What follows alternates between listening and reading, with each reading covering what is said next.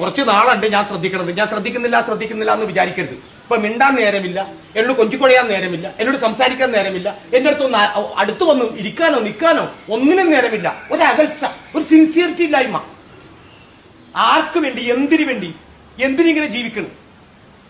പൊക്കൂടെ? തീർന്നാ നിങ്ങള്? തീർന്നു.